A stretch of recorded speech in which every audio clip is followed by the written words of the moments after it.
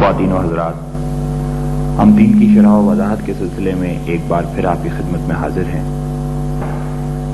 پچھلا جو لیکچرز کا سلسلہ اختتام پذیر ہوا اس کا عنوان تھا اسلامی معاشرت۔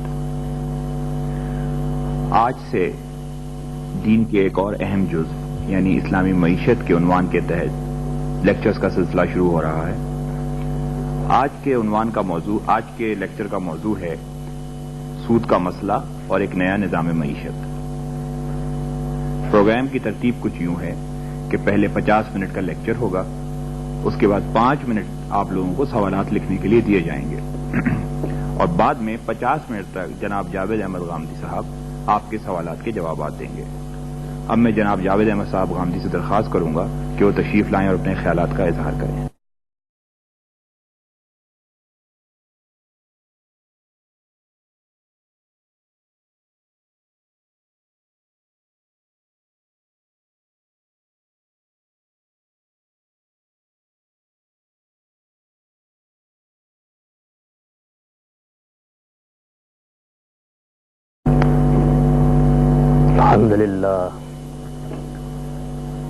الحمد للہ رب العالمین والصلاة والسلام علی محمد الامین۔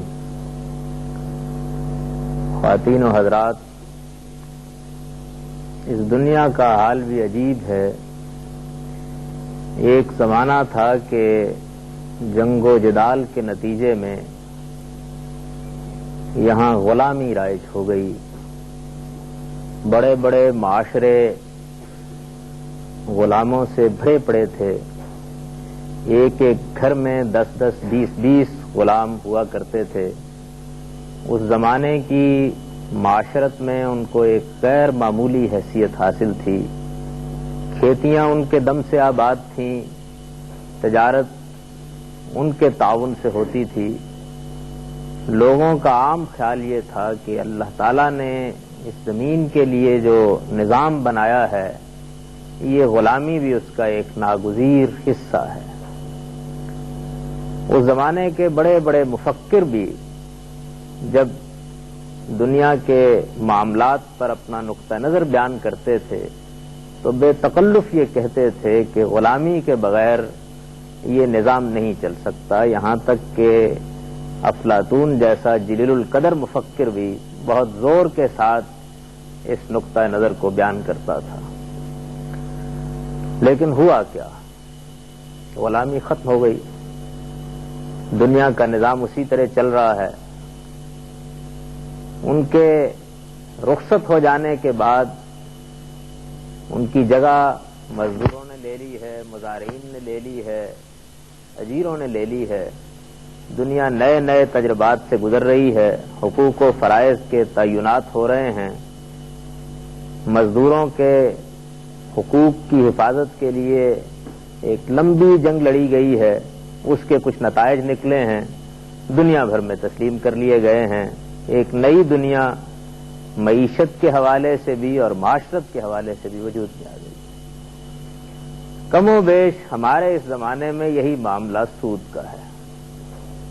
یہ ہر جگہ رائج ہے، ہر گلی میں موجود ہے، ہر بازار میں موجود ہے۔ قوموں کا نظام معیشت اس پر منحصر ہو گیا ہے۔ پوری دنیا اس کو ایک ناگزیر ضرورت کی حیثیت سے قبول کر چکی ہے۔ اس کا پورا نظم اسی پر چل رہا ہے، حکومتیں اس پر چل رہی ہیں، معاشرے اس پر چل رہے ہیں، تجارت کی گرم بازاری اس کے دم سے ہے، صنعتیں اس کی وجہ سے اپنے پاؤں پر کھڑی ہیں، اور دنیا میں جو کچھ بھی ہو رہا ہے معلوم ہوتا ہے کہ معیشت کے میدان میں تو یہ حکومت کر رہا ہے۔ چنانچہ اس وقت پھر ہم یہ کہتے ہیں، جس طرح کبھی ہم نے غلامی کے بارے میں یہ اپیل کی تھی دنیا سے کہ فک و رقبہ، گردنیں چھڑاؤ، ہم یہ کہتے ہیں کہ معیشت کو سود کی غلامی سے آزاد کرو۔ دنیا پھر ایک مرتبہ یہ کہتی ہے کہ یہ ناممکن ہے۔ لیکن میں آپ سے یہ سچ عرض کرتا ہوں کہ انسان اگر اللہ تعالیٰ کی ہدایت کو قبول کرنے کے لیے تیار ہو جائے اور یہ مان لے کہ اس کی عقل بڑی سے بڑی غلطی کھا لیتی ہے، لیکن عالم کا پروردگار جو شریعت اپنے پیغمبروں کے ذریعے سے دیتا ہے وہ ہر غلطی سے منزہ ہوتی ہے تو پھر اسے وہ ایمان و یقین حاصل ہوتا ہے اور اس کی عقل میں بھی وہ روشنی آ جاتی ہے کہ وہ اپنے لیے راستے تلاش کر کے اس طرح کے جوئے اپنی گردن سے اتار کر پھینک دیتے. سود سے متعلق ہمارے اس ملک میں بھی ایک غیر معمولی نوعیت کا نزاع برپا ہے. یہ نزاع یہی نہیں ہے، پورے عالم اسلام میں برپا ہے. ہر جگہ مسلمان ماہرین معیشت بھی، علماء بھی، دانشور بھی اور عامت الناس بھی اس پر گفتگو کرتے. کہیں اس کی ضرورت کے دلائل دیے جاتے، کہیں اس کی شناخت کے دلائل دیے جاتے، اور کم و بیش پچھلی نصف صدی سے یہ مباحثہ مختلف صورتوں میں ہوتا رہا ہے. اور ہمارے اس ملک میں اس کے باوجود ہوتا رہا ہے کہ ہمارے شاعر مشرق نے یہ کہہ دیا تھا کہ سود ایک کا لاکھوں کے لیے مرگ مفاجات.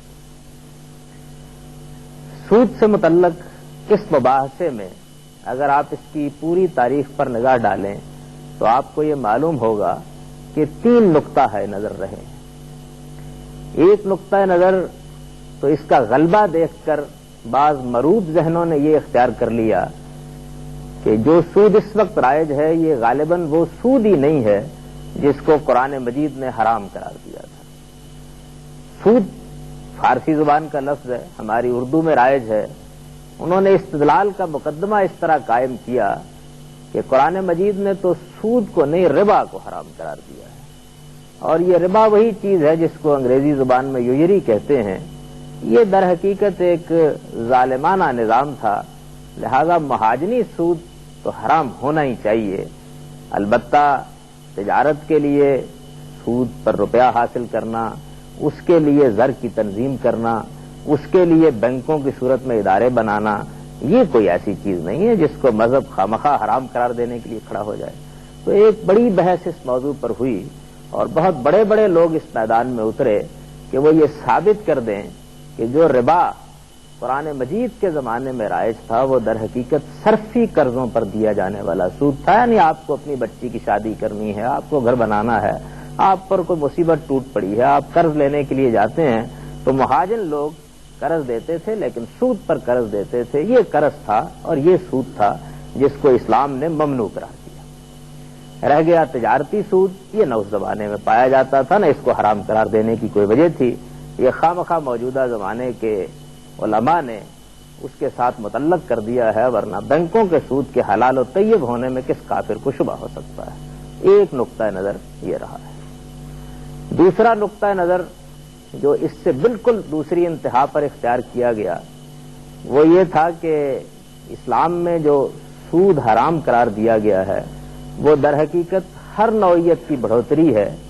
لہذا اگر آپ اپنی زمین پر کسی کو مزارع رکھ کر اسے بٹائی پر دے دیتے ہیں تو یہ بھی سود ہے. اگر آپ اب کوئی گھر بنا کر اسے کرائے پر دے دیتے ہیں تو یہ بھی سود ہے. اگر آپ کوئی گاڑی خرید کر اسے ٹیکسی کی حیثیت سے چلاتے اور اس پر کوئی متعین رقم لے لیتے ہیں تو یہ بھی سود ہے. ایک دوسرا نقطہ نظر یہ تھا. اس کے لیے بھی بہت زور شور کے ساتھ لوگوں نے دلائل دیے اور سود کی ایک تعریف خود متعین کی اور اس کی روشنی میں ان سب چیزوں کو بھی سود قرار دے دیا. چنانچہ وہ بہت چندرا کر مذہبی لوگوں سے یہ کہتے تھے کہ تم کو یہ صرفی قرضوں کا سود بھی نظر آتا ہے اور تم کو بینکوں کا سود بھی نظر آتا ہے، لیکن تم زمین کے سود سے واقف نہیں ہو اور تم مکانوں کے کرائے کے سود سے واقف نہیں ہو. یہاں بحث جب اٹھتی چلی گئی تو ایک ایسے مقام پر پہنچی کہ بلکہ لطیفہ ہو گیا. ایک جلیل القدر صاحب علم نے جب اپنا نقطہ نظر اس معاملے میں بہت شدت کے ساتھ بیان کیا اور یہ کہا کہ ہر نوعیت کا کرایہ بالکل ممنوع ہے، تو ایک طالب علم نے ان سے یہ سوال کیا کہ آپ ابھی لیکچر دینے کے لیے کراچی سے لاہور تشریف لائے ہیں، جہازی پر آئے ہوں گے، آخر کرایہ ہی دے کر آئے ہوں گے. انہوں نے کہا وہ تو میں نے پائلٹ کی محنت کا معاوضہ دیا ہے، اس کا کرایہ سے کوئی تعلق نہیں. یعنی استدلال بڑھتے بڑھتے اس مزے کا خیز مقام پر پہنچ گیا. تیسرا نقطہ نظر یہ تھا اور قدیم سے چلا آ رہا تھا، موجودہ زمانے میں بھی اہل علم نے اس کو نہ صرف یہ کہ اختیار کیا، بیان کیا، بتایا کہ سود صرف روپیہ قرض دینے پر اس سے متعین منفعت لینے کا نام ہے. نہ یہ کرائے کا نام ہے، نہ یہ مزارت اور بٹائی کا نام ہے، اور نہ اس میں تجارتی اور صرفی قرضوں کا کوئی فرق دین کرتا ہے. یہی تیسرا نقطہ نظر ہے جس کے حق میں پھر بہت سی کتابیں لکھی گئیں، بہت سا لٹریچر شائع ہوا. عام طور پر لوگوں کو یہ معلوم نہیں ہے، لیکن واقعہ ہے کہ مراکش سے لے کر انڈونیشیا تک عالم اسلام کے علماء نے اس پر اتنا کچھ لکھا ہے کہ اگر اس کو یہاں جمع کیا جائے تو آپ حضرات کے اس ہال میں بیٹھنے کی جگہ باقی نہ رہے. بہت سے مقالات، بہت سی کتابیں جس میں ایک ایک دلیل جو تجارتی سود کے حق میں یا بینکوں کے سود میں حق میں دی جا رہی تھی اس کا جواب دے کر اس کے تارو پود بکھیر دیے گئے. اور پھر جو بڑے بڑے مسلمانوں کے ادارے اس زمانے میں وجود میں آئے، جن میں رابطہ کی فقہ اکیڈمی، ہندوستان کی فقہ اکیڈمی اور اس طرح کے بہت سے ادارے تھے، انہوں نے بھی یوں سمجھ لیجئے کہ بالاتفاق یہ بات کہنا شروع کر دی کہ ہر نوعیت کا سود، جس کو لوگ سود کہتے ہیں، ممنوع ہے. ہمارے ہاں یہ معاملہ وفاقی شرعی عدالت میں گیا، اس میں بھی بہت دنوں تک اس کی تنقید ہوئی. ہر نقطہ نظر کے لوگوں کو اپنی بات وہاں پیش کرنے کا موقع دیا گیا اور پھر عدالت نے بھی اپنا ورڈکٹ پوری شان کے ساتھ اسی نقطہ نظر کے حق میں دے دیا. چنانچہ اب اگر یہ بات کہی جائے تو بے جا نہ ہوگی کہ اس میں کسی مزید استدلال کی ضرورت نہیں ہے. اس امت میں بہت غور و خوض کے بعد نصف صدی کے جد و جہد نے ہمیں ایک ایسے اجماع پر پہنچا دیا ہے جس میں اب دو رائے نہیں ہو سکتی. ہم پورے اطمینان کے ساتھ اب یہ کہہ سکتے ہیں کہ بحث و تمہیز کا آخری فیصلہ صادر ہو گیا ہے، اور وہ فیصلہ یہی ہے کہ ہر نوعیت کا سود دین میں ممنوع ہے، ہر نوعیت کا سود دین میں حرام ہے. تاہم دلائل کی دنیا اپنے دامن میں بڑی وسعتیں رکھتی ہے. غور و خوض کے بے شمار پہلو سامنے آتے رہتے ہیں اور بہت سی نئی چیزیں ہیں جو پرانے استدلال میں کسی نہ کسی حیثیت سے اضافہ کی جاتی رہتی ہیں. اپنے اس لیکچر کی تمہید ہی میں یہ بات آپ کی خدمت میں عرض کر دینا چاہتا ہوں کہ اس معاملے میں جتنی کچھ بھی بحث ہوئی اس میں اگرچہ حدیثوں سے اور زمانے کے حالات سے اور معیشت کے لوازم سے استدلال کیا گیا، لیکن خود قرآن مجید اس بات کو پوری صراحت کے ساتھ بیان کرتا ہے کہ معاملہ جس طرح کے لوگ سمجھتے رہے اس سے بالکل الٹ ہے. لوگوں کا عام خیال تو یہ رہا ہے کہ عربوں میں مہاجنی سود زیادہ رائج تھا، صرفی قرضوں پر سود لیا دیا جاتا تھا. لوگوں کی ضرورتوں کے لیے ان کو جو قرض حاصل ہوتا تھا اس پر لوگ سود کا مطالبہ کرتے تھے. اسلام نے اسے ظلم سمجھا اور حرام قرار دیا. قرآن اس کے بالکل برخلاف یہ بتاتا ہے کہ یہ تو اقل قلیل تھا، اصل میں تھا ہی تجارتی سود. یعنی اس معاملے میں قرآن مجید اتنا واضح ہے، اتنا متعین ہے اور اس صراحت کے ساتھ یہ بات بیان کرتا ہے کہ بالکل حیرت ہو جاتی ہے کہ اس نصف صدی کے مباحثے میں لوگوں کی توجہ اس جانب کیوں نہیں ہوئی ہے. قرآن مجید میں سب سے پہلے ربا سے متعلق اللہ تعالیٰ نے سورہ روم میں اپنا نقطہ نظر بیان کیا ہے. سورہ روم کی جس آیت میں یہ بات بیان کی گئی ہے اس میں اللہ تعالیٰ نے یہ بات خود ہی واضح کر دی ہے کہ لوگوں میں زیادہ تر جو سود اس زمانے میں رائج تھا وہ اصل میں تجارتی سود ہی تھا. لوگ دوسروں کے مال میں پروان چڑھنے کے لیے قرض دیتے تھے. تجارت کوئی کر رہا ہے، کوٹھی کسی نے تجارت کی بنا رکھی ہوئی ہے، قافلے کسی کے جا رہے ہیں، محنت کوئی کر رہا ہے، آپ اپنا روپیہ دے دیتے ہیں اور روپیہ دینے کے بعد اطمینان کے ساتھ اس کے منتظر رہتے ہیں کہ اب یہ اس کے مال میں پروان چڑھے گا اور پھر مجھ کو مل جائے گا. جو سود صرفی قرضوں کے لیے دیا جاتا ہے وہ کسی کے مال میں پروان نہیں چڑھتا، وہ تو اس کی ضرورت پوری کرتا ہے اور ضرورت پوری کرنے کے بعد اس کی گردن پر یہ جوا رکھ دیتا ہے کہ اب تم اس میں دبے رہو یہاں تک کہ کسی نہ کسی جگہ سے کما کر مجھے اصل زر کی صورت میں بھی واپس کرو اور اس پر جو منفعت ہے اس کو سود کی صورت میں بھی واپس کرو. تو قرآن مجید نے یہ بتایا اور لوگوں کو، اس زمانے کے لوگوں کو، اور یہ ذہن میں رکھیے کہ ام القری مکہ ہی میں لوگوں کو مخاطب کر کے کہا کہ ما آتیتم من ربا لیربو فی اموال الناس، یہ جو تم سودی قرض دیتے ہو کہ دوسروں کے مال میں پروان چڑھے، فلا یربو عند اللہ، اللہ کے حضور میں یہ پروان نہیں چڑھتا. اور اس طرح یہ بات خود قرآن نے واضح کر دی کہ بالعموم لوگ سود تجارتی مقاصدی کے لیے دے رہے تھے، اسی لیے دے رہے تھے کہ وہ لوگوں کے مال میں پروان چڑھے. ضرورت مندوں کو گاہے گاہے کہیں قرض لینے کی ضرورت پیش آتی تھی.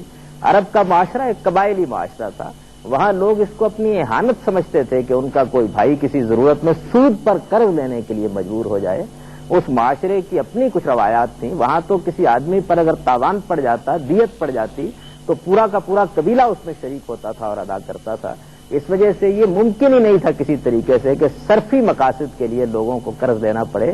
قرض لیا ہی تجارتی مقاصد کے لیے جاتا تھا. عرب ایک تجارت پیشہ قوم تھے. خود رسالت میں آپ صلی اللہ علیہ وسلم تجارتی قافلے لے کر گئے ہیں. اس لیے قرآن مجید نے پوری وضاحت کے ساتھ جب اس کی شناخت بیان کی تو یہ کہا کہ ما آتیتم من ربا لیربو فی اموال الناس. یہ جو تم سودی قرض دیتے ہو کہ لوگوں کے مال میں پروان چڑھے، یہ اللہ کے حضور میں پروان نہیں چڑھتا. اس کے بالکل برخلاف جو روپیہ تم اللہ کی راہ میں خرچ کرتے ہو اور لوگوں کی مدد کے لیے خرچ کرتے ہو، یہی اللہ کے ہاں اجر کا مستحق ہوتا ہے اور یہی پروان چڑھتا ہے. پھر بات یہی نہیں ٹھہری، بلکہ اس کے بعد قرآن مجید نے جب سورہ بقرہ میں سود کی حرمت کا حتمی اعلان کیا اور لوگوں کو یہ کہا کہ اب اگر یہ لوگ سود لینے دینے سے باز نہیں آتے ہیں تو اسلامی حکومت ان کے خلاف کارروائی کرے گی، اور اگر یہ مقابلے میں سرکش ہوں گے تو ان کے خلاف اعلان جنگ کیا جائے گا. جب یہ مقام بھی آ گیا اس معاملے میں، تب بھی قرآن مجید نے جو بات کہی وہ بہت قابل غور ہے. فرمایا کہ دیکھو سود ممنوع قرار دے دیا گیا ہے، تم اپنا اصل زر لے سکتے ہو، لیکن ان کان ذو عسرۃ فنظرۃ الی میسرۃ. اگر کوئی شخص غریب ہے، اگر کسی شخص نے مصیبت میں سود لیا ہے، کسی ضرورت کے لیے قرض لیا ہے، تو اس کو مہلت دے دی جائے. اگر کے الفاظ ہی بتا رہے ہیں کہ ایسے لوگ بہت کم تھے جو اس طرح کے مواقع پر سود لیتے تھے. عام طور پر سود وہی تجارتی مقاصدی کے لیے لیا جاتا تھا. عربی زبان سے واقف لوگ جانتے ہیں کہ جو چیزیں معمول میں ہوں وہ عربی زبان میں حرف اذا سے ادا کی جاتی ہیں. یعنی پھر یہ کہا جاتا کہ اذا کانا، لیکن قرآن مجید نے کہا ان کانا. اگر کوئی ہو، کوئی 2-4 آدمی ایسے ہوں کہ جن کو ادا کرنے میں سہولت دینے کے لیے تم کو اصل زر کے لیے بھی توقف کرنا پڑے تو ان کو مہلت دے دو. قرآن مجید کے یہ دونوں مقامات اس معاملے میں بالکل فیصلہ کن ہیں. لہذا یہ بحث تو میں سمجھتا ہوں کہ اب اس امت میں ختم ہو جانی چاہیے کہ کسی نوعیت کا سود بھی کسی درجے میں حلال ہے یا اس کو جائز قرار دیا جا سکتا ہے، یا تجارتی سود میں اور صرفی قرضوں کے سود میں کوئی فرق کیا جا سکتا ہے. یہ پہلا مقدمہ ہے. دوسری چیز جو اس باب میں واضح رہنی چاہیے وہ یہ ہے کہ یہ سود جس کو اسلام نے ممنوع قرار دیا، بالعموم لوگ یہ سمجھتے ہیں کہ اس کے اندر شناعت اسی وقت پیدا ہوتی ہے جبکہ کسی آدمی کی ضرورت کے لیے آپ اس کو قرض دے کر منفعت کا مطالبہ کریں.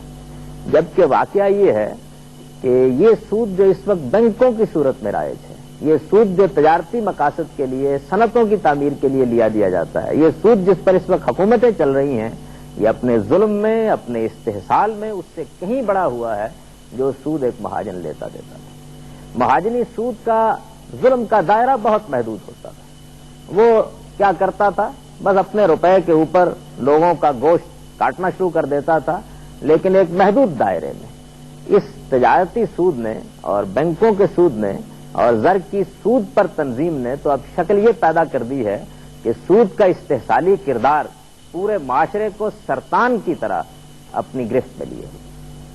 اگر آپ اس وقت دنیا کا مطالعہ کریں تو آپ کو معلوم ہوگا کہ سود کی ساری معیشت نے در حقیقت دنیا کے سارے ملکوں کو 2 حصوں میں بانٹ دیا ہے.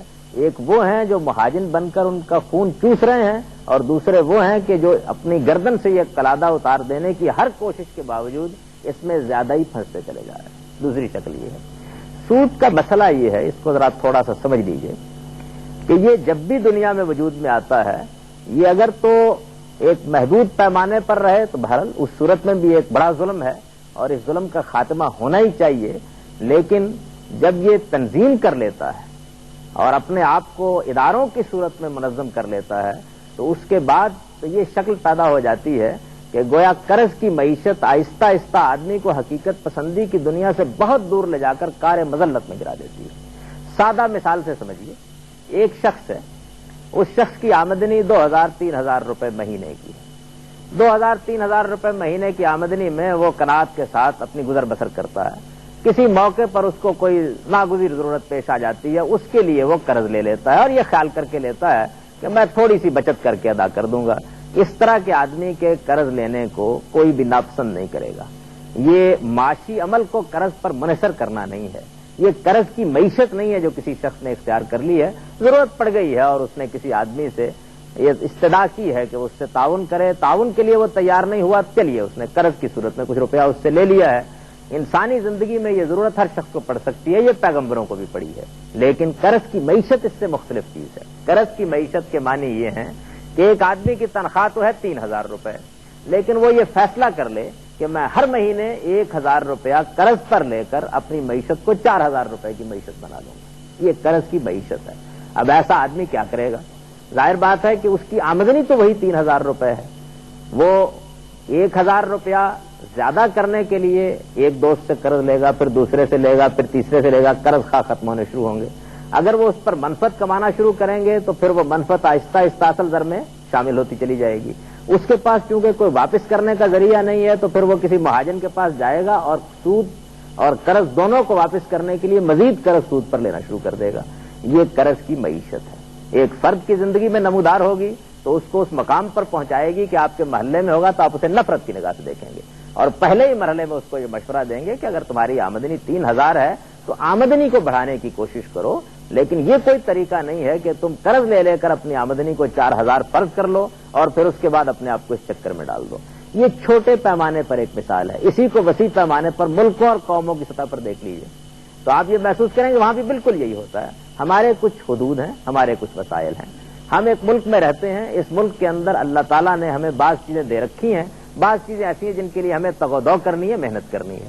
اگر ہمارے پاس یہ نظریہ حیات ہو کہ بہرحال ہمیں اپنی زندگی انہی وسائل میں بسر کرنی ہے، انہی کی بنیاد پر ترقی کی منازل طے کرنی ہے، پاؤں پر کھڑے ہونے کی کوشش کرنی ہے، جد و جہد اور تگ و دو کر کے اپنی آمدنی بڑھانی ہے، تو ہمارا رویہ بالکل مختلف ہوگا۔ لیکن اگر ہمیں یہ معلوم ہو کہ یہ کوئی مشکل مسئلہ نہیں ہے، ہم بہت آسانی کے ساتھ 2 ارب کی آمدنی ہوتے ہوئے 4 ارب کا بجٹ بنا سکتے ہیں، اور اس کے لیے ہم دنیا کے سامنے کشکول لے کے نکل سکتے ہیں۔ بہت لوگ ہیں جو کاروبار کر رہے ہیں یہی سود کا، اس پر ہم کو قرض مل سکتا ہے، تو اس سے ایک مصنوعی معیشت وجود میں آنی شروع ہو جاتی ہے، اور اس مصنوعی معیشت کا پھر وہ المیہ وجود پذیر ہوتا ہے جو اس وقت آپ دور نہ جائیے، ویسے تو سبھی ممالک کا یہی حال ہے، جتنے بھی ترقی پذیر ممالک ہیں یا غیر ترقی یافتہ ممالک ہیں سب کا یہی حال ہے۔ لیکن اپنے ملک کو دیکھیے، ہمارے 1992-93 کے بجٹ پر ایک نگاہ ڈالیے، آپ یہ دیکھیں گے کہ اس میں 45 ارب روپے کا خسارہ تھا، اور اگر آپ یہ دیکھیں کہ اس خسارے کے ساتھ ہم کو سود کتنا دینا تھا تو آپ کو معلوم ہوگا کہ وہ 72 بلین تھا۔ اب 72 بلین میں سے اگر 45 بلین آپ نکال دیتے ہیں تو اس کے معنی کیا ہے؟ اس کے معنی یہ ہے کہ 27 بلین اگر سود نہ دینا ہوتا اور سود کے لیے ہم نے یہ ساری تغودونہ کی ہوتی تو ہم آمدنی میں ہوتے، یعنی ہمارے پاس جو خسارے کا بجٹ تھا اس کی کل مقدار 45 بلین تھی، لیکن جو ہمیں سود دینا تھا، اور اس سود میں 72 بلین سود میں 45 اور بعض رپورٹوں کے مطابق 57 بلین سود ہماری حکومت کو اپنی قوم پر دینا تھا۔ اس سے اندازہ کیا جا سکتا ہے کہ پھر ہوتا کیا ہے، یعنی سود دینے کے لیے قرض ادا کرنے کے لیے قرض، ایک ایسا چکر چلتا ہے جس کے اندر پوری کی پوری قوم گرفتار ہوتی چلی جاتی ہے، حکومتیں اپنے اخراجات بڑھاتی چلی جاتی ہیں، اور اگر آپ ایک نگاہ ڈالیں اور معلوم ہو آپ کو کہ کس کس مقصد کے لیے ہم قرض لیتے ہیں تو آپ کو حیرت ہوگی کہ بہت سے وہ مقاصد ہوتے ہیں جن کے لیے کسی زندہ قوم کو، شریف قوم کو کبھی قرض لینے کی ضرورت ہی نہیں پڑنی چاہیے، لیکن یہ لت ایسی ہے کہ ایک بار پڑ جائے، آدمی کو پڑ جائے، اسے معلوم ہو قرض اس کو مل جاتا ہے تو وہ ایک دن ایک صوفہ لائے گا، اگلے دن ایک فریج لائے گا، پھر اس کو 2 کرے گا، پھر 3 کرے گا، یعنی مصنوعی معیشت وجود میں آنی شروع ہو جاتی ہے، مصنوعی خوشحالی وجود میں آنی شروع ہو جاتی ہے، مصنوعی ڈیولپمنٹ وجود میں آنی شروع ہو جاتی ہے، اور جس طرح وہ آدمی مرتا ہے اسی طرح پھر اس طرح کی قومیں دوسروں کی غلام ہو کر رہ جاتی ہیں۔ مغربی تہذیب نے موجودہ زمانے میں جب یہ دیکھا کہ اب تلوار کے ذریعے سے قوموں کو محکوم رکھنا مشکل ہو رہا ہے تو یہ ایک عظیم جال انہوں نے پھیلا دیا، اور یہ وہ جال ہے جس میں سے اب کوئی بھی نکلنے کے لیے راہ نہیں پا رہا ہے۔ انہوں نے سب کو قرض دیے ہیں، ایک قرض سود پر دیے گئے ہیں، یہ جب ہمارے پاس آتے ہیں تو ایک بہت بڑی رقم ہم جانتے ہوتے ہیں کہ ہم کو ان لوگوں ہی پر خرچ کر دینی ہے جس کی نگرانی کرنے کے لیے آ رہے ہیں، پھر اس کے بعد ہمارے ہاں ہر چیز ان کی مرضی کے مطابق طے ہوتی ہے، بڑے بڑے ادارے وجود میں آنا شروع ہو جاتے ہیں، IMF، ورلڈ بینک، پھر وہ آ کر دیکھتے ہیں کہ اب حکومت کرنے کے لیے کیا راستے اختیار کیے جاتے ہیں۔ تو سود ایک ایسی برائی ہے کہ واقعہ ہے کہ آدمی جب اس کا تجزیہ کرتا ہے تو تب معلوم ہوتا ہے کہ اس کی شناخت کس حد تک پہنچی ہوئی ہے۔ یہ پیداواری لاگت پر آ کر اپنا حصہ وصول کرتا ہے، یہ روپے کی ضمانت چاہتا ہے، یہ افراط زر پیدا کرتا ہے، یہ ایک فرد کو اس معاشرے سے بالکل الگ کر دیتا ہے کہ جس میں آپ ایک ڈھیلے اور ایک دمڑی کی منفعت پر بھی کاروبار کر لیا کرتے تھے۔ ہر روپے کے اوپر پہلے ایک رقم لگی ہوئی ہوتی ہے. کرائے کا مکان بھی آپ بناتے ہیں تو بہرحال پہلے یہ دیکھتے ہیں کہ اتنا کرایہ تو ملنا چاہیے جو شرع سود سے زیادہ ہو. یعنی گویا یہ سمجھ لیجئے کہ ہر معاملے کی، ہر معاشی عمل کی یہ ایک قدر متعین کر دیتا ہے، اور وہ قدر روپے کے حوالے سے متعین ہوتی ہے، سود کے حوالے سے متعین ہوتی ہے. ایک ایسی چیز کہ جو خود کسی معاشی عمل میں شریک نہیں، جو خود ایک غیور مرد کی طرح میدان میں آ کر نشیب و فراز جھیلنے کے لیے تیار نہیں، کوئی خطرہ مول لینے کے لیے تیار نہیں، وہ پیچھے بیٹھی ہوئی کنٹرول کرتی ہے. اور اس کا نتیجہ کیا نکلتا ہے؟ آہستہ آہستہ سرمایہ فراہم ہونے کے تمام مراکز چند لوگوں کے ہاتھ میں مرکوز ہوتے چلے جاتے ہیں، دیہات اجڑنے لگتے ہیں، تہذیب ختم ہونی شروع ہو جاتی ہے، بڑی عمارتیں چند شہروں میں وجود پذیر ہو جاتی ہیں، اور ان کے جلوں میں کھولیاں ہی کھولیاں ہوتی ہیں جس میں لوگ سسکتے ہیں. امیر امیر تر ہوتا چلا جاتا ہے، غریب غریب تر ہوتا چلا جاتا ہے. ایک قوم کے اندر جب یہ معاملہ ہو جاتا ہے تو پھر بڑے پیمانے پر پوری دنیا میں ہوتا ہے. اس کی اصل میں نیچر یہ ہے کہ یہ دولت کا ارتکاز پیدا کرے، اور اس کی فطرت یہ ہے کہ یہ چند خاندانوں کو امیر تر کر کے باقی قوم کو غریب تر رکھے.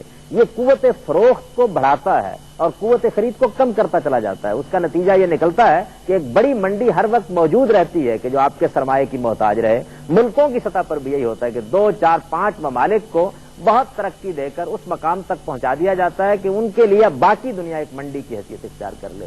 اٹھنے والوں کو اٹھنے نہیں دیا جاتا، اس لیے کہ اگر وہ برابر کی سطح پر آ جائیں اور پھر سود پر اور قرض کے محتاج ہیں. آپ کی آمدنی اگر 4,000 روپے مہینہ ہو گئی ہے تو آپ کاہے کو کسی دوسرے دروازے پر جا کر دستک دیں گے؟ چنانچہ پھر ایک سازش وجود میں آتی ہے جس کے اگر آپ تاروں پود بکھیریں تو آپ کو یہ معلوم ہو کہ جگہ جگہ پر وہ سرطان پیدا کرتی چلی جاتی ہے. اس سود کی یہ شناخت اور اس کا یہ استحصال لوگ خیال کرتے ہیں کہ بس 2-4% جو لوگ لے لیتے ہیں اس تک منحصر ہے، لیکن اگر کبھی آپ اس کا مطالعہ کریں تو آپ کو معلوم ہو کہ یہ شرح سود جب ترکیب پاتی چلی جاتی ہے تو یہ کس مقام پر پہنچ جاتی ہے. اس کی ایک چھوٹی دلچسپ مثال دیکھیے. عام حالات میں تو آپ یہ سنتے ہیں نا، یہ 7% سود، یہ 15% سود، یہ 12% سود. پاکستان کی ڈیفنس سیونگ اسکیم ہے. موجودہ زمانے میں جو شرح اس میں رکھی گئی ہے اس میں 100 روپیہ جا کر جمع کرا دیجیے. 100 سال کے بعد مرکب سود کی ترکیب کے نتیجے میں یہ 2 بلین ہو جائے گا. آپ کسی موقع کے اوپر کیلکولیٹر پکڑ لیجئے اور حساب کر کے دیکھ لیجئے، یعنی 100 سال کے عرصے پہ وہی 100 روپیہ. چنانچہ اس پر ایک شخص نے حساب کتاب کر کے یہی کام جرمنی میں کر ڈالا. آٹو شوان بیک ایک مشہور جرمن تھا، اس نے 1972 میں یہ کیا کہ 250 مارک ایک بینک میں جمع کرا دیے اور اس سے یہ معاہدہ کر لیا کہ 2222 میں یہ رقم سود کے ساتھ میرے اہل و عیال کو لوٹا دی جائے گی. چنانچہ سب ماہرین معیشت اس بات کو مانتے ہیں کہ جب یہ رقم 2222 میں لوٹائی جائے گی تو یہ 22,17,19,400 مارک ہو چکی ہوگی. اس سے اندازہ کیا جا سکتا ہے کہ سود کیا چیز ہے اور یہ کس طرح سے اپنا خراج وصول کرتا ہے اور کس مقام پر جا کر وصول کرتا ہے. ہم تو کچھ روپیہ لے کے واپس آ جاتے ہیں، کچھ دے کے واپس آ جاتے ہیں، لیکن بحثیت مجموعی 100 سال میں اتنا مصنوعی سرمایہ تخلیق ہو چکا ہوتا ہے، یا 50 سال میں اتنا مصنوعی سرمایہ اس کے نتیجے میں تخلیق ہو چکا ہوتا ہے. یہ تو سود کا معاملہ ہوا. اب سود کے بعد جو ادارہ اس کے نتیجے میں وجود میں آیا ہے، بینک. اب ذرا اس کی تاریخ بھی سن لیجئے اور یہ جان لیجئے کہ یہ خود تاریخ کا کتنا غیر معمولی فراڈ ہے جس کو آج مسلم دنیا سے قبول کروانے کے لیے تودع کی جاتی ہے. اس کی تاریخ مغربی ممالک میں یہ ہے، ہم تو اس سے واقف ہی نہیں تھے. مغربی ممالک میں یہ ادارہ پیدا ہوا، اس کی پیدائش سے لے کر اس کے موجودہ زمانے تک ارتقاء کی اگر تاریخ پڑھیے تو آپ کو معلوم ہوگا کہ ہوا یہ کہ وہاں پر عام طور پر سنار لوگ ہوتے تھے. ان سناروں کے پاس لوگ جاتے اور حفاظت کی غرض سے اپنا سونا رکھوا دیتے. اس کے بدلے میں یہ ان کو ایک رسید دے دیتے جس پر لکھا ہوا ہوتا کہ ہمارے پاس مثال کے طور پر ان کا 1 تولہ 2 تولہ سونا موجود ہے. اب لوگوں کو اس زمانے میں چونکہ کرنسی نوٹ نہیں تھے، مبادلے کی ضرورت پڑتی تھی اور مبادلے کا ذریعہ سونا ہی ہوتا تھا. ہر موقع پر جا کر سونا نکلوانا اور جوتا خریدنا، سونا نکلوانا اور کسی کا قرض ادا کرنا، سونا نکلوانا اور کوئی اور کام کرنا، یہ مشکل ہو گیا. تو لوگوں نے اس میں سہولت دیکھی کہ وہ جو رسید سنار کے پاس سے لے آتے تھے وہی رسید وہ مبادلے کے طور پر دینے لگ گئے. آپ اس کو اس زمانے کا کرنسی نوٹ سمجھ لیجیے. جو رسید یعنی اس پہ چونکہ لکھا ہوا ہے، اب آپ نے 1 تولہ سونا کے برابر کوئی مال یا کوئی بیع و شراء کا معاملہ کیا ہے تو آپ کو اس کے عوض میں وہ رسید دے دیتے. اب وہ رسید آپ کے نام منتقل ہو جاتی، اس سونے کے گویا آپ مالک قرار پا گئے. سناروں نے یہ دیکھا کہ یہ حضرات اب ہماری رسیدوں ہی پر گزارا کرتے ہیں، سونا نکلوانے کی نوبت بہت کم آتی ہے۔ سونا نکلوانے کی اسی وقت نوبت آتی تھی جبکہ سونے ہی کی ضرورت پڑ جاتی تھی کسی آدمی کو۔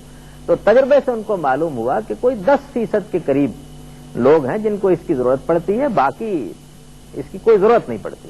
عام طور پر سونا ہمارے پاس ہی موجود رہتا ہے۔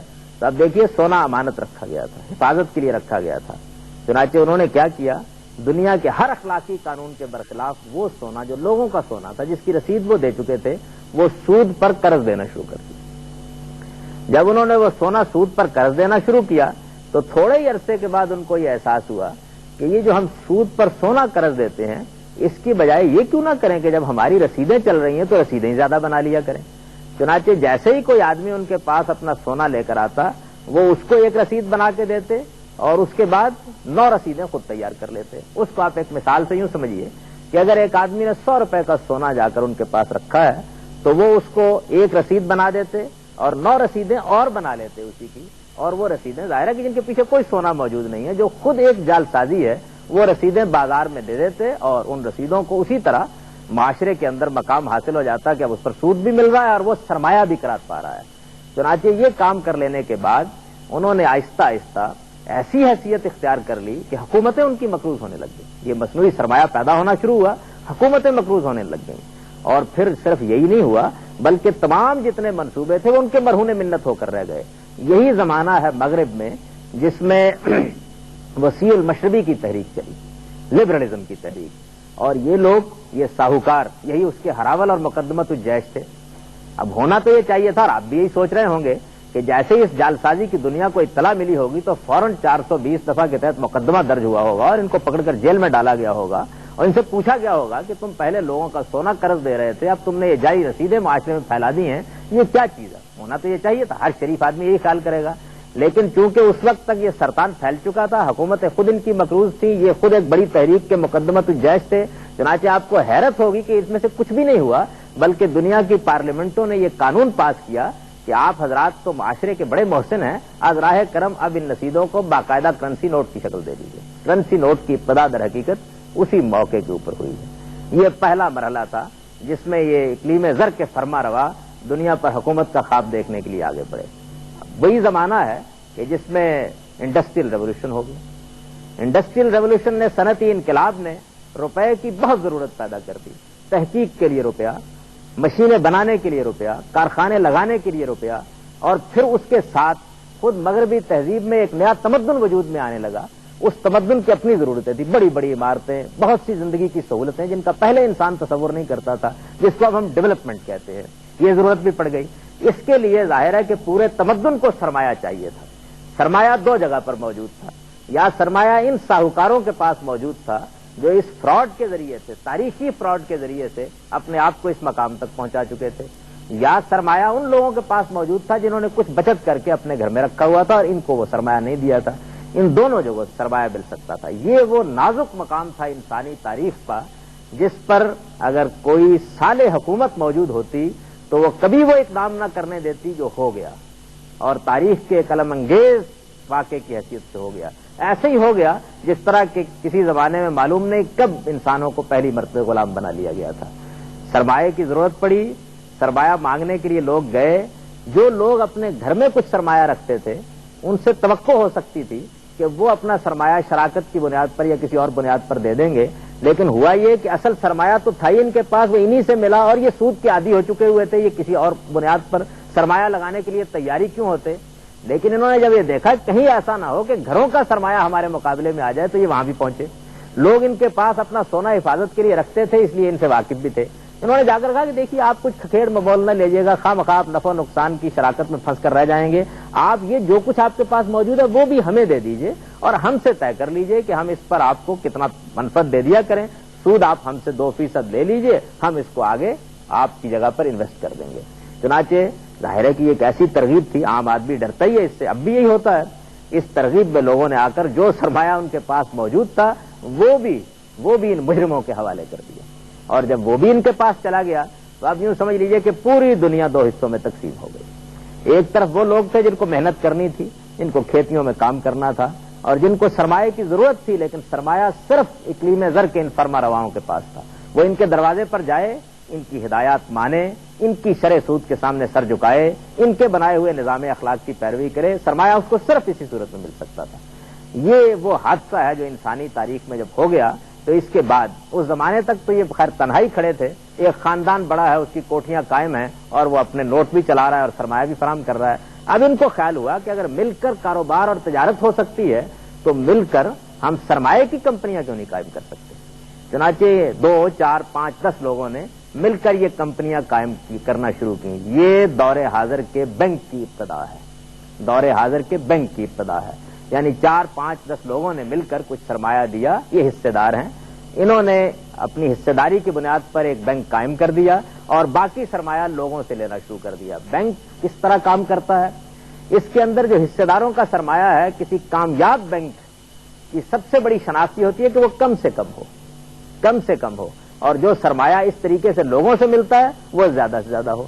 چنانچہ بعض اوقات یہ ہوتا ہے کہ مثال کے طور پر 2 کروڑ کے سرمایہ سے ایک کاروبار شروع کیا گیا ہے بینک کا، اور پھر اس کے بعد جب سرمایہ ملنا شروع ہوتا ہے، کامیابی ہونا شروع ہوتی ہے، اور وہ ہونی چاہیے، اس لیے کہ جب دوسرا ذریعہ نہیں ہوگا تو لوگ اپنی بچتیں دیں گے، وہ اپنے گھروں میں دفن کر کے تو نہیں رکھ سکتے ہیں، ان کو ضرورتیں بھی پڑیں گی، کچھ سہولتیں بھی فراہم کر دی جاتی ہیں بینک میں، آپ کو مبادلے میں چیک کی صورت میں، ڈرافٹ کی صورت میں، ہنڈی کی صورت میں بہت سی سہولتیں حاصل ہو جاتی ہیں، تو ان کی وجہ سرمایہ ان کی طرف آنا شروع ہو جاتا ہے۔ جب سرمایہ آتا ہے تو اس کے بعد یہ آہستہ آہستہ حصہ داری کی رقم کو اور بھی کم کرتے چلے جاتے ہیں، اور بڑی کامیابی ہوتی ہے کہ اگر یہ بتایا جائے کسی بینک میں 2% سرمایہ حصہ داروں کا اور 98% سرمایہ دوسرے لوگوں سے لے لیا گیا، یہ کامیاب ترین بینک قرار پاتا ہے۔ اور اس طریقے سے جو سرمایہ ان کو حاصل ہوتا ہے اس میں سے یوں سمجھ لیجئے کہ کوئی 10-15% اور بعض جگہوں پر 25% تک، بعض جگہوں پر 32% تک معاشی حالات کے لحاظ سے یہ بینک سرمایہ اپنے پاس نقد کی صورت میں محفوظ رکھ لیتے ہیں، کچھ حصہ اس کا ہنڈی کے کاروبار میں لگا دیتے ہیں، کچھ کو یہ بازار صرافہ کو، منی مارکیٹ کو دے دیتے ہیں، اور کچھ سرمایہ وہ ہوتا ہے کہ جس سرمایہ کے ذریعے سے یہ گورنمنٹ کے وثیقے، ڈیبینچر اور اس طرح بعض گورنمنٹ سیکورٹیز وغیرہ خرید لیتے ہیں، یہ محفوظ سرمایہ کہلاتا ہے۔ باقی جو کچھ بھی ہوتا ہے کم و بیش 58-60% یا کم و بیش یہ سرمایہ ہے کہ جس کو پھر یہ تجارت پر لگاتے ہیں، سودی تجارت پر۔ اب آپ سے لیا گیا ہے 5-7% پر، یہ آگے دیا گیا ہے 13-14% پر، یہ طریقہ اختیار کر لیا جاتا ہے۔ یہ بینکاری کا نظام ہے اور یہ اس کی تاریخ ہے۔ اس تاریخ کو سامنے رکھنے کے بعد ہر شخص اندازہ کر سکتا ہے کہ یہ جو کچھ وجود میں آیا ہے یہ خود ایک فراڈ کے نتیجے میں وجود میں آیا ہے۔ اس نے مصنوعی سرمایہ کی ایک عظیم قوت پیدا کی ہے، اس نے ارتکاز سرمایہ کے لیے ایسا سامان کر دیا ہے کہ جس سے آدمی کے لیے نکلنے کی اب کوئی صورت بظاہر نظر نہیں آتی ہے، اور انسان محسوس کرتا ہے کہ وہ اس کیکڑے کے جال میں اس طرح پھنس گیا ہے کہ جتنا ہی وہ اپنی گردن کھینچتا ہے اتنی زیادہ دبتی چلی جاتی ہے، یہ صورت ہو جاتی ہے۔ چنانچہ اب اگر آپ دنیا کا مطالعہ کریں تو آپ کو معلوم ہوگا کہ ساری کی ساری دنیا آہستہ آہستہ اس قرض کے جال میں پھنستی چلی جا رہی ہے، یہاں تک کہ اس کے لیے اپنی پالیسیاں بنانا، اس کے لیے اپنے وقار کو قائم رکھنا، اس کے لیے اپنی قومی یکجہتی کے لیے کوئی اقدام کرنا یہ ناممکن ہو گیا۔ یعنی تقریریں جتنی چاہے لوگ کر لیں، لیکن واقعہ ہے کہ معیشت کے افرید کے سامنے اب پرانے زمانے کے جنگ و جدال بھی بالکل ہی چھو کر رہ گئے۔ ایک زمانہ وہ تھا کہ چلیے آدمی کوئی لڑ بھڑ کر اپنی گردن جھکاتا تھا، لیکن اب تو صورتحال یہ ہے کہ گردن اٹھانے کے لیے کوئی ذریعہ موجود نہیں ہے۔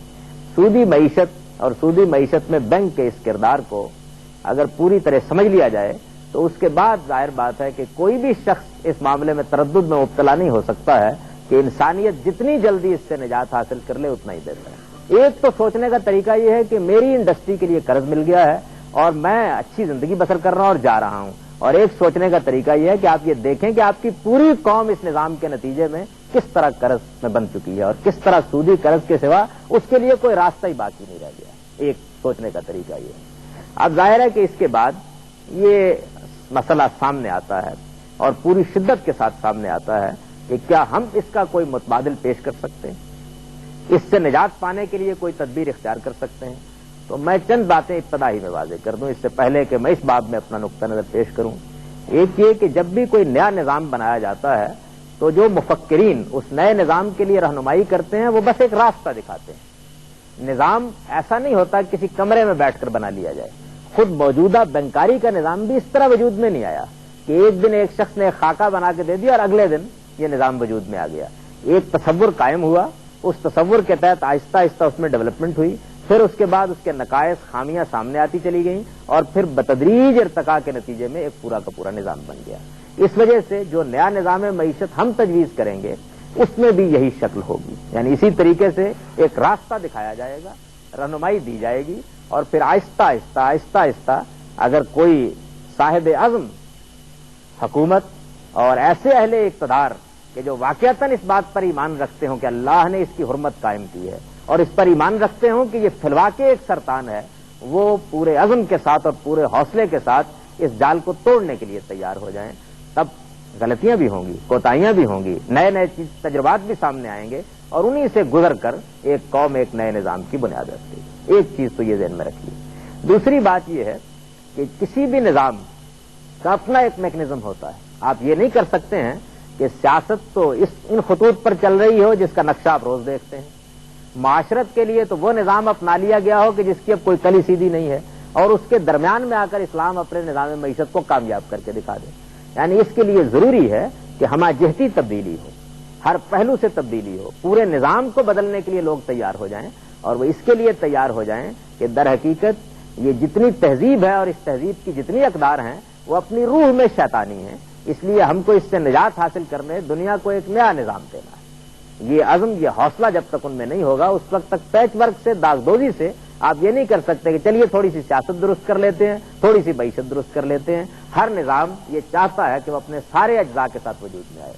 مغرب میں جو نظام اس وقت چل رہا ہے, اگر آپ اس کا مطالعہ کریں تو آپ کو معلوم ہوگا کہ وہ خود کچھ اقدار پر کھڑا ہے, ان کی اپنی اقدار ہے. وہ وسیع المشربی کی اقدار ہیں, وہ جمہوریت کی اقدار ہیں, وہ احتساب کی اقدار ہیں. اس میں پریس نے ایک کردار ادا کیا ہے, اس کے ذریعے سے شہروں کی ایک مخصوص معیشت وجود میں آئی ہے. غرض یہ کہ اس نظام کے تمام اجزاء فراہم ہوئے ہیں, اس کے بعد وہ کامیابی سے چلتا ہے. اس طرح یہ ضروری ہے کہ اگر اسلامی معیشت بھی قائم کی جائے تو اس کے تمام اجزاء درست. دوسری چیز یہ ہے کہ میں اس وقت جو بات کر رہا ہوں وہ اس موضوع پر نہیں کر رہا ہوں کہ جو سود اس وقت لوگوں کو درپیش ہے اس سے انفرادی طور پر جو مسائل پیدا ہوتے ہیں ان کا کیا حل ہے, وہ ایک دوسرا مسئلہ ہے.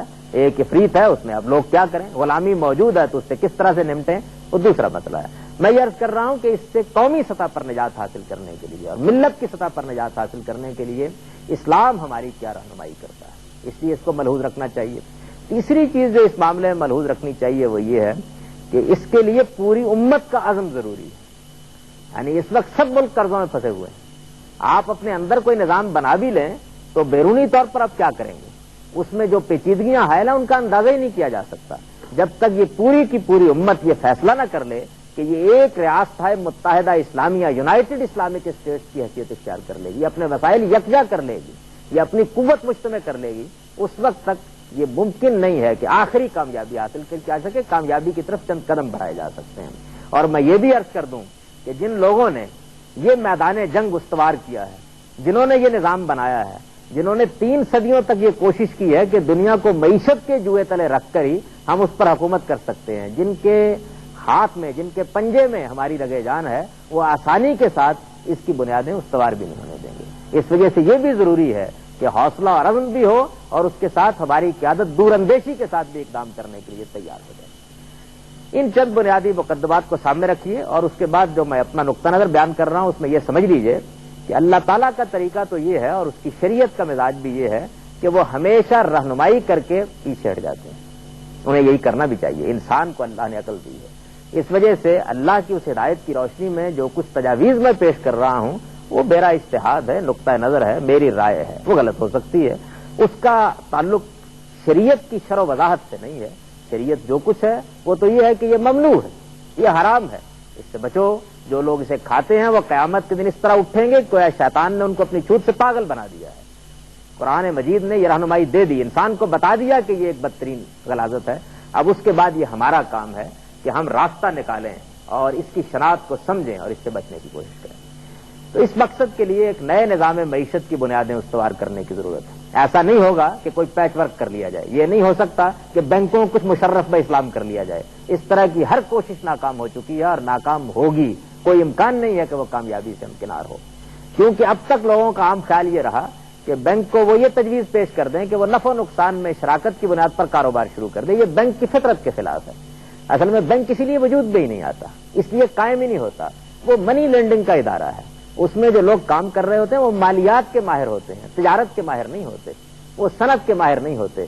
جب آپ مثال کے طور پر ایک بڑے صنعت کار سے یہ کہتے ہیں جس نے بینک قائم کر رکھا ہے, یا بڑے تاجر سے یہ کہتے ہیں کہ آپ नफे नुकसान में शराकत की बुनियाद पर यह काम कीजिए, तो वो जाहिर बात है कि दूसरे ही दिन बैंक बंद कर देगा। वो ये कहेगा मुझे क्या मुसीबत पड़ी हुई है कि मैं लाखों लोगों, आप 2 आदमियों की शराकत कबूल नहीं करते, आपकी ये ख्वाहिश होती है, फितरत इंसानी तकाजा करती है, मुझे क्या मुसीबत पड़ी हुई है कि मैं लाखों लोगों के हिसाबात देखूं और लाखों लोगों की दयानत व अमानत के मुकदमात तय करूं, मैं इस ककेड़ी को मोल नहीं लेता, मैं एक फैक्ट्री और लगा लूंगा जाकर। यही वजह है कि नफो नुकसान की बुनियाद पर जो मॉडल भी पेश किया जाता है वो नाकाम हो जाता है, और फिर उसके बाद बैंक अपने लिए ऐसे रास्ते निकाल लेते हैं कि जिसमें ज्यादा से ज्यादा ये कह सकते हैं अब कानून की हैसियत से इस पर सूद का इतलाक नहीं किया जा सकता, ज्यादा से ये कह सकते हैं। इस वजह से मैं इस पर न कभी मुतमईन हुआ हूं, न मेरे नजदीक नफो नुकसान में शराकत की बुनियाद पर कोई बैंकारी का निजाम कायम किया जा सकता है। मैं पूरे इत्मीनान के साथ ये राय रखता हूं कि मुसलमानों को इस बात पर पूरे अज़्म के साथ अब पहुंच जाना चाहिए कि सूद ही नहीं, खुद बैंक फ्रॉड की पैदावार है, इसका ही खात्मा हो जाना चाहिए।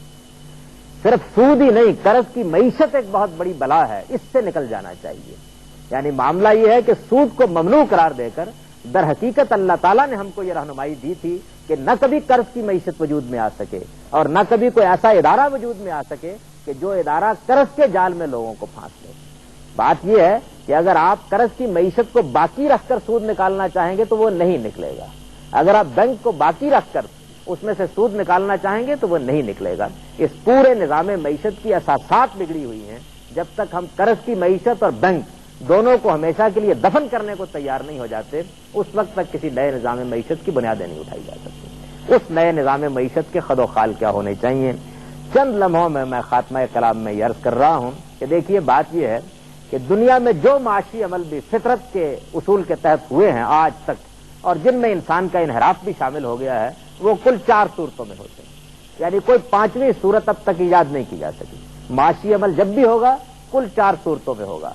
उसकी एक सूरत बै और शरा है, आप बेचते हैं, खरीदते हैं, फरोख्त करते हैं, नफा कमाते हैं। एक सूरत ये नफे और नुकसान दोनों को झेलते हैं, दोनों के फायदे और दोनों के नुकसानात के साथ मामला करते हैं। दुनिया में एक तरीका ये है। दूसरा तरीका ये है, और ये तरीका भी आम राइज रहा है और दुनिया बहरहाल इससे इस्तेफादा करती रही है, कि आप किसी चीज को सूद पर दे देते हैं, सूद पर दे देते हैं। जैसे कि दुनिया ने दिया रुपया, अपना सूद पर आपने चला दिया, कर्ज आपने दिया, माल भी महफूज कर लिया, मनफत भी महफूज कर ली। दूसरा तरीका ये है। तीसरा तरीका ये है कि आप महज वक्त और इत्तेफाक पर अपनी मईशत को मुनसर कर लें, किसी जगह जाकर बैठ जाएं और फिर उतार चढ़ाव के अंदर से कोई खेल खेलते चले जाएं, रुपया कमाते चले जाएं, ये जुआ है। तीसरी सूरत ये है। और चौथी सूरत इजारा है कि आप रुपए को शय में बदलें और फिर उसके इस्तेमाल का किराया वसूल करें। ये इजारा एक वसी चीज है। जब हम किसी फर्द की सलाहियतें इस्तेमाल करते हैं, उसको तनख्वाह देते हैं, ये भी इजारे का एक माहदा है। इसी तरीके से जब हम कोई चीज किसी को किराए पर दे देते हैं, बस मकान बना के हम दे दिया, ये भी इजारे का एक सौदा है। इस्लाम में ये बिल्कुल जायज है। इजारे और किराए में और सूद में बड़ा जौहरी फर्क है। सूद में क्या होता है, आप रुपया देते हैं, रुपया फना होता है, फिर कुछ चीज पैदा होती है। यानी रुपया चाटने की चीज नहीं है, आप नोटों को इस्तेमाल नहीं कर सकते, वो फना हो जाएंगे। आप किसी कारोबार में लगाएंगे, किसी मामले में उनको सर्फ करेंगे। अब क्यों सूद ममनू है, इसलिए कि जब आप रुपए को सर्फ करते हैं तो आपको रुपया भी दोबारा पैदा करना है। आपसे तकाजा किया जाता है कि वो भी पैदा करके लौटाओ और उस पर कुछ मनफत भी मुतय्यन हमें दो। इससे ये जुल्म बन जाता है। जब आप कोई चीज इस्तेमाल के लिए देते हैं तो शय बैने ही मौजूद होती है, बल्कि कुछ फरसूदा होती है, वो पैदा नहीं करनी पड़ती। आप इस्तेमाल का किराया देते चले जाते हैं, जब मालिक चाहता है आप उसको वापस कर देते हैं। इस वजह से किराया और सूद दोनों के दरमियान जमीन और आसमान का फर्क है। इनको अलग अलग करके देखना चाहिए। ये एक चीज नहीं है। एक में हम इस्तेमाल करके एक शय को वापस करने की पोजीशन में होते हैं, वो पैदा नहीं करनी पड़ती हमको। लेकिन एक आदमी ने अपनी बेटी की शादी के लिए कर्ज लिया, एक आदमी ने तिजारत के लिए कर्ज लिया, वो उसको पहले मार्केट में डालेगा, वो पहले फना होगा, अपना वजूद खोएगा। वो कहीं पड़ा हुआ नहीं होता शय की सूरत में कि आप आए, आप कहें मेरा मकान खाली कर दो, तो हम कहेंगे खाली कर रहे हैं हम। ये सूरत नहीं होती। इस वजह से शय के इस्तेमाल का जो कुछ भी मुआवजा लिया जाता है, जिसको किराया कहते हैं, इजारा कहते हैं, या अगर रियासत की सतह पर यह मामला किया जाए सरकारी मलकियत में तो उसको खराज कहते हैं। खराज, इजारा और किराया ये इस्लाम में जायज है। मईशत में गोया 4 चीजें हुई, जुआ, सूद, इजारा और बेओशरा। 2 चीजें जायज हैं, 2 चीजें नाजायज। इन दोनों जायज चीजों ही के अंदर से हमको मईशत का अपना नज्म बनाना है।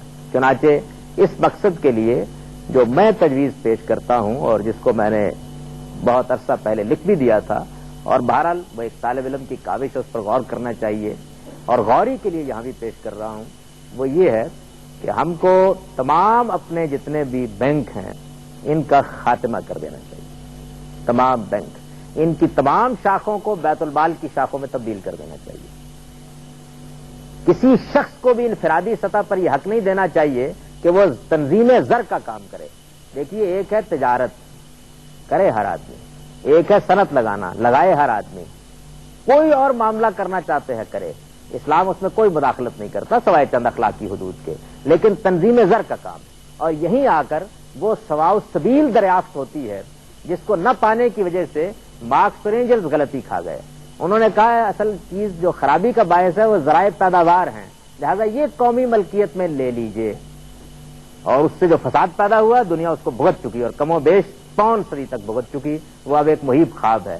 دوسری جانب مغرب کے سرمایہ داری نظام نے یہ کیا کہ تجارت بھی انفرادی طور پر کرو، صنعت بھی انفرادی طور پر لگاؤ، اور تنظیم زر بھی کرنے کا تم کو حق حاصل ہے۔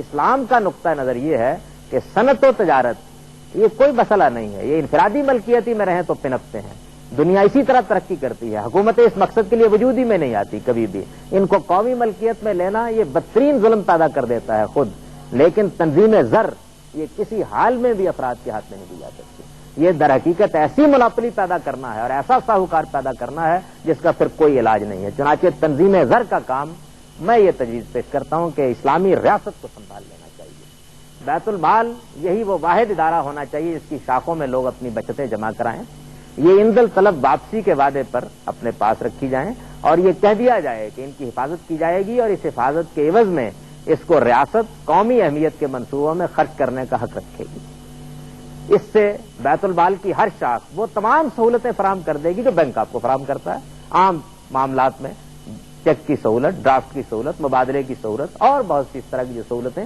جو اصل میں بینک کا اصل کام نہیں ہے لیکن ضمنی طور پر اس سے حاصل ہو جاتی ہیں، یہ سب حاصل ہو جائیں گی بیت المال کی شاخوں میں۔ جو روپیہ ہمارے پاس جمع ہوگا بیت المال میں، یہ روپیہ وہ ہے کہ جس روپے کو ہم قومی سطح پر پلاننگ کر کے یہ ہونی بھی چاہیے تاکہ وہ سرمایہ دار پیچھے سے بیٹھ کر قوم کی تقدیر سے نہ کھیلے، قومی سطح پر پلاننگ کر کے انویسٹمنٹ کے پروگرام بنائیں گے۔ اس سے یہ خیال نہ کر لیجئے کہ ایک قومی شعبہ بڑا وسیع و عریض وجود میں آ جائے گا، بلکہ ہوگا کیا، اس میں چند شکلیں وجود پذیر ہوں گی۔ لوگوں کے لیے آزادی ہے کہ وہ تجارت کریں، لوگوں کے لیے آزادی ہے کہ وہ بیت المال میں اپنی بچت رکھیں، لوگوں کے لیے آزادی ہے کہ وہ کسی مقام پر کسی انڈسٹری میں کسی کاروبار میں حصص خرید لیں جو اس پر کچھ منفعت چاہتے ہیں، جو بیت المال میں رکھیں گے وہ اپنی بچت دیں، کسی منفعت کی توقع نہ کریں، اور ماہرین معیشت اس پر متفق ہیں کہ بچت کے لیے سود کوئی انسینٹو نہیں ہے، وہ آئے گی ہر حال میں، لوگ کہیں دفن نہیں کر دیں گے، جب وہ آ جائے تو اس کو انویسٹ کیجیے، انویسٹ کرنے کے بعد جو انڈسٹری وجود میں آئے گی، اور اسی میں در حقیقت ضرورت بھی ہوتی ہے، تاجروں کی ضرورت تو یہ ہوتی ہے کسی وقت معاملات الجھ جاتے ہیں اور انہیں وقتی طور پر سرمایہ چاہیے ہوتا ہے، وہ اگر اپنی بچتیں اس بیت المال کو دے رہے ہیں تو بلا سود ان کو اس مقصد کے لیے قرض بھی دیے جا سکتے ہیں، لیکن جو کچھ بیت المال کے پاس موجود ہے وہ انڈسٹری میں قوم کی ترقی میں انویسٹ ہو جائے گا، اور انویسٹ ہو جانے کے بعد پھر جیسے جیسے وہ چیزیں وجود میں آئیں گی وہ نجی شعبے کو منتقل کر دی جائیں۔ منتقلی کے لیے ہم 2 طریقے اختیار کر سکتے ہیں، ایک طریقہ یہ ہے کہ ہم اس کے حصص فروخت کر دیں، اور اس طرح ایک سطح پر ریاست، دوسری سطح پر لوگ اس میں شریک ہو جائیں۔ دوسری صورت کیا ہے؟ دوسری صورت یہ ہے کہ پوری کی پوری شے وجود میں لا کر، نہ کہ سرمایہ، اس کو اجارے پر دے دیا جائے۔ اجارہ کسی صنعت کی قوت، صلاحیت، اس کی پیداواری طاقت کے مطابق متعین کیا جا سکتا، لیا جا سکتا، یہی اصول ہے جس پر سیدنا عمر فاروق نے ریاست کی ملکیت میں کروڑوں میل میں پھیلی ہوئی زمینیں خراج پر دے دی تھی، اور اس کے ذریعے سے اس وقت بھی ایک عظیم خوشحالی وجود میں آ گئی تھی۔ اجارے پر دے دینے کے بعد آپ کے لیے یہ کوئی ضروری نہیں ہے کہ آپ قومی ملکیت کا کوئی نظام قائم کر کے سوسائٹی کے اندر کوئی تعفن پیدا کریں، بلکہ یہ سب کچھ نجی شعبے کے پاس نظم و نسق کے لیے چلا جائے گا، قومی شعبے کے پاس پلاننگ کے لیے موجود رہے گا، تنظیم زر ایک اسلامی ریاست کے پاس آ جائے گی۔ یہ نیا نظام ہے جس نئے نظام کی بنیاد پر ہم سود کا خاتمہ کر سکتے، بینکاری کا خاتمہ کر سکتے، اپنی گردن IMF اور ورلڈ بینک کے نہاد سے چھڑا سکتے، اور ایک نئے زمانے کا خواب دیکھ سکتے ہیں۔ اقول قولی ھذا واستغفر اللہ لی ولکم۔